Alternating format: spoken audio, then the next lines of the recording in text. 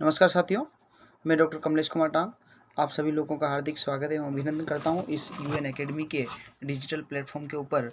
आज मैं कुछ इम्पोर्टेंट प्रश्न आप लोगों के लिए लेके आया हूं और ये इम्पोर्टेंट प्रश्न जो है अपने बीए एलएलबी के जो भी पेपर्स होते हैं पॉलिटिकल साइंस के, उस पॉलिटिकल साइंस के संदर्भ में कुछ प्रश्न मैं आप लोगों के सामने लेके आया हूं, जो मुझे लगते हैं कि ये आपके परीक्षा के दृष्टिकोण से अति महत्वपूर्ण प्रश्न रहेंगे। तो आज हम इस पूरे वीडियो के अंदर हम यही चर्चा करेंगे कि कौन से प्रश्न हमारे आने वाले जो एग्ज़ाम्स हैं उसके अंदर महत्वपूर्ण होंगे। तो उसके ऊपर मैं पहला प्रश्न आपको बता रहा हूँ, इन प्रश्नों को आप अच्छे से ध्यान रखना इन प्रश्नों का और अच्छे से आप इनको पढ़ने की कोशिश करना। देखिए, पहला प्रश्न है व्हाट इज़ बिहेवियरलिज्म। पहला प्रश्न क्या है? What is behaviourism. बिहेवियरलिज्म क्या होता है? यानी कि इसको हिंदी में यदि आप कहें तो व्यवहारवाद। व्हाट इज़ बिहेवियरलिज्म यानी कि व्यवहारवाद क्या होता है? एंड पोस्ट बिहेवियरलिज्म, व्यवहारवाद और उत्तर व्यवहारवाद, बिहेवियरलिज्म और पोस्ट बिहेवियर, ये क्या होता है? फिर आगे हमने लिखा है describe the characteristic of the behaviourism. इस प्रश्न के अंदर दो प्रश्न छिपे हुए हैं, एक तो बिहेवियरलिज्म और एक पोस्ट बिहेवियरलिज्म, और इसकी आपको परिभाषाएं बतानी है, इसके थोड़ा इंट्रोडक्शन आपको देना है। इसके बाद में describe of the characteristic of the behaviourism, इसमें फिर आपको सिर्फ और सिर्फ जो सेकंड वाला है describe the characteristic of the behaviourism, इसमें खाली बिहेवियरलिज्म के बारे में बताना है और बिहेवियरलिज्म की जो कुछ विशेषताएं जो हमारे अगले वीडियो में मैं आपको बताऊंगा, वो उन विशेषताओं को आपको इस प्रश्न के अंदर उसको लिखना है। तो ये बहुत महत्वपूर्ण प्रश्न है, what is behaviourism and post behaviourism, describe the characteristic of the behaviourism. इस प्रश्न को आप अच्छे से पढ़ना, एग्जाम में ये कई बार प्रश्न पूछा गया है और इसी प्रश्न से आपको काफ़ी फायदा आपके एग्जाम में मिलने वाला है। चलिए अपन अगले प्रश्न की तरफ चलते हैं। दूसरा वाला प्रश्न आपके लिए कौन सा महत्वपूर्ण रहेगा? दूसरा प्रश्न ये है कि according to Montesquieu explain the theory of separation of power. यानी कि जो मॉन्टेस्क्यू था, जो कि एक फ्रेंच फिलोसोफर्स कह सकते हैं या पॉलिटिकल साइंटिस्ट कह सकते हैं इस व्यक्ति को, और इसने एक थ्योरी दिया था सेपरेशन ऑफ पावर का, जिसको हम हिंदी में यदि कहें तो शक्ति पृथक्करण का सिद्धांत हम इसको कह सकते हैं।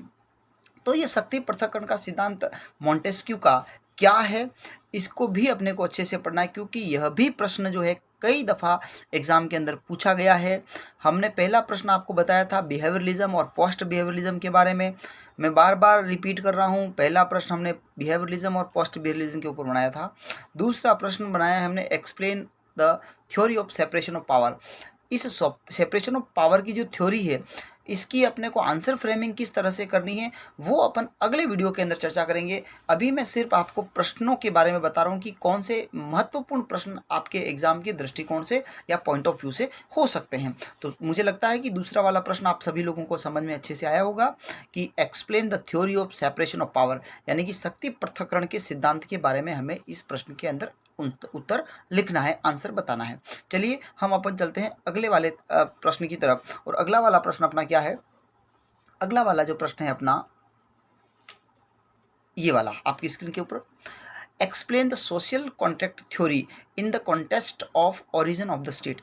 यानी कि हम कई बार पढ़ते हैं कि सोशल कॉन्ट्रैक्ट, जो राज्य की जो उत्पत्ति के जो सिद्धांत हैं, जो ओरिजिन ऑफ द स्टेट की जो थ्योरी है कि राज्य का उदय किस तरह से हुआ, इसको लेकर कुछ लोगों ने बहुत सारी थ्योरियाँ दी हैं। और बहुत सारी थ्योरियों में हम अपने सिलेबस की बात करें तो अपने सिलेबस में जो थ्योरी दे रखी है वो आपके थ्योरी है, एक तो इवोल्यूशनरी थ्योरी की है और एक है सोशल कॉन्ट्रैक्ट थ्योरी। तो आपको, मुझे ऐसा लगता है कि ये जो सोशल कॉन्ट्रैक्ट थ्योरी है, ये कई बार प्रश्न पूछा गया है इसके ऊपर पिछले एग्जामों के अंदर भी। तो मेरा ऐसा अनुमान है कि ये प्रश्न आने वाले समय में भी आपके लिए बहुत महत्वपूर्ण रह सकता है, चाहे वो फाइनल एग्जाम्स हो, चाहे इंटरनल एग्जाम्स हो या किसी भी तरह का एग्जाम्स हो, ये प्रश्न आपके लिए बहुत फ़ायदेमंद रहेगा। तो आप इस प्रश्न को भी अच्छे से देखें कि सोशल कॉन्ट्रैक्ट थ्योरी क्या होती है और ये थ्योरी किस लिए आई है, क्या समझाना चाहती है, और इसका मेन थीम क्या है कि राज्य के उदय को समझाना, कि राज्य आज जिस फॉर्मेट में राज्य की बात हम लोग करते हैं, ये फॉर्मेट किस तरह से आया। तो इसके लिए सोशल कॉन्ट्रैक्ट थ्योरी आई, जिसमें तीन लोगों के नाम जुड़े हुए रहते हैं, जिसमें एक है हॉब्स, दूसरा है लोक और तीसरा है रूसो। इन तीनों लोगों के विचारों को हम इस थ्योरी के अंदर पढ़ते हैं कि हॉब्स सामाजिक संविदा यानी कि सोशल कॉन्ट्रैक्ट के बारे में क्या बात करता है, रूसो क्या बात करता है और लोग क्या बात करता है। तो हम इस प्रश्न के अंदर इस तरह से इसको लिखेंगे और इसका भी आंसर फ्रेमिंग में आप लोगों को अगले वीडियो में, मेरा जो अगले वीडियो आएगा उसके अंदर मैं आप लोगों को बताऊंगा। चलिए हम अगले वाले प्रश्न की तरफ देखते हैं और अगला वाला प्रश्न जो है आपकी स्क्रीन के ऊपर ये वाला है, चौथा प्रश्न। What are the main feature of the traditional and modern approach in political science? मैं अभी सिर्फ और सिर्फ प्रश्नों के ऊपर चर्चा कर रहा हूँ कि मेरे अनुमान से कौन से प्रश्न आपके परीक्षा में उपयोगी साबित हो सकते हैं। वो मैं सिर्फ और सिर्फ आपको 5 प्रश्न आज बताऊंगा। इन पांचों प्रश्नों में से मुझे ऐसा लगता है कि आपके प्रश्न जो है पेपर में कहीं न कहीं देखने को मिल जाएंगे। तो क्वेश्चन नंबर चौथा है, what are the main feature of the traditional and modern approach in political science? यानी कि जो परंपरागत और आधुनिक दृष्टिकोण है राजनीति विज्ञान का, इसकी विशेषताएं हमें बतानी है कि जो ट्रेडिशनल अप्रोच था पॉलिटिकल साइंस का वो क्या था और उसके बाद में मॉडर्न अप्रोच जो पॉलिटिकल साइंस का था वो क्या था। इस मॉडर्न अप्रोच को आप कंटेम्प्रेरी अप्रोच के साथ में भी जोड़ सकते हैं, अर्थात आप इस मॉडर्न अप्रोच को कंटेम्प्रेरी अप्रोच भी कह सकते हैं। तो ये आपका हो गया दो प्रश्न, चौथा प्रश्न कि what are the main feature of the traditional and modern approach. ये भी प्रश्न आपके बहुत महत्वपूर्ण है। मैं बार बार कहता हूँ, मैं जो भी प्रश्न आपको बता रहा हूँ वो बहुत ही महत्वपूर्ण है। आप इन प्रश्नों को हल्के में न लें। ये बहुत महत्वपूर्ण प्रश्न है, आपके परीक्षा के अंदर कहीं न कहीं आपको देखने को मिलेंगे और जब ये प्रश्न आपको देखने को मिलेंगे तो उस समय मैं आपको याद आऊँगा। ठीक है ना? चलिए, अब ये प्रश्न आपको समझ में आ गया होगा। एक बार मैं पुनः इस प्रश्न को रिपीट कर देता हूँ आपके सामने। What are the main feature of the traditional and modern approach in political science?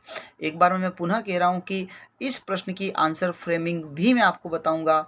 जिस तरह से मैं पिछले तीनों प्रश्नों की बात करते हुए आया हूँ कि आंसर फ्रेमिंग में आपको बताऊंगा, तो इस प्रश्न की भी आंसर फ्रेमिंग में आपको बताऊंगा अगले वीडियो में, जो कि मेरा 1-2 दिन में अगला नेक्स्ट वीडियो आएगा, तो उसमें मैं आपको ये बात बताऊंगा। चलते हैं अब अपने अगले और अंतिम प्रश्न की तरफ। अपना अंतिम प्रश्न क्या है? अंतिम प्रश्न अपना ये है, explain the organ of the government and their function. यानी कि हमें जो सरकारें होती है उनके जो अंग होते हैं और उन अंगों को हमें बताना है कि कौन कौन से ऑर्गन होते हैं गवर्नमेंट के और वो क्या क्या फंक्शन करते हैं, क्या क्या उनके फंक्शन रहते हैं, क्या क्या उनके काम रहते हैं। ये पांचवा प्रश्न ये कहता है, उसको हमें डिटेल में चर्चा करनी है कि explain the organ of the government, कौन कौन से ऑर्गन होते हैं और उनके साथ साथ में उनके क्या फंक्शन होते हैं। तो आप सभी लोगों को ये पांचों प्रश्न मुझे लगता है कि आपको समझ में आए होंगे। मैं पुनः एक बार वापस इस बात को दोहरा रहा हूँ, बार बार दोहरा रहा हूँ, लेकिन इस बार एक बार और अंतिम दोहरा रहा हूँ कि ये पांचों प्रश्न आपके लिए बहुत महत्वपूर्ण है, बहुत महत्वपूर्ण है, बहुत महत्वपूर्ण है। इन पांचों प्रश्नों की आंसर फ्रेमिंग किस तरह से करनी है वो मैं आपको अगले वीडियो में बताऊंगा। किस तरह से इन पांचों प्रश्नों के उत्तर आपको परीक्षा के अंदर लिखने हैं, आंसर आपको एग्जाम हॉल के अंदर लिखने हैं, ये मैं आपको अगले जो अपना वीडियो आएगा उसके अंदर बताऊंगा। तो मुझे लगता है कि आप लोगों को मेरा ये वीडियो पसंद आया होगा। अगर आप लोगों को मेरा वीडियो पसंद आया हो तो मेरा जो यूट्यूब चैनल है यूएन अकेडमी, आप यूट्यूब पे सर्च करिएगा, उसको आप लोग सब्सक्राइब करिएगा, उसको लाइक भी करिएगा। उसके अंदर अगर आपको लगता है कि मैंने कुछ आपको इन्फॉर्मेटिव अच्छा इन्फॉर्मेशन दिया है, आपके लिए हेल्दी इन्फॉर्मेशन दी है, तो आप उस वीडियो को ज़्यादा से ज़्यादा आगे तक भी शेयर करें। आपका ये प्रेम जो है मुझे और अलग से अच्छा कार्य करने की एक उत्साह मेरे अंदर पैदा करेंगे। तो एक बार मैं पुनः एक बात कहते हुए इस वीडियो को समाप्त कर रहा हूँ और ये मैं बात यह कह रहा हूँ कि इस पांचों प्रश्नों को अच्छे से पढ़ लेना और इन प्रश्नों की आंसर फ्रेमिंग में अगले वीडियो में आप लोगों को बताऊँगा। एक बार मैं अपने यूट्यूब चैनल का नाम आपको पुनः बता रहा हूँ, यूएन अकेडमी। यू और एन दोनों कैपिटल लेटर हैं, इनको आप यूट्यूब पे सर्च करना, आपको इजीली मिल जाएंगे। उस पर आप पॉजिटिव कमेंट करिएगा एंड देन आप उसके ऊपर लाइक भी करिएगा, शेयर भी करिएगा। और यदि मेरा जो वीडियो बनाने का जो उद्देश्य है, अगर ये वीडियो आपको अच्छा लगता है तो मुझे एक सकारात्मक पृष्ठ पोषण भी मुझे दीजिएगा, एक पॉजिटिव फीडबैक भी मुझे दीजिएगा। इसी के साथ शुभ रात्रि, धन्यवाद।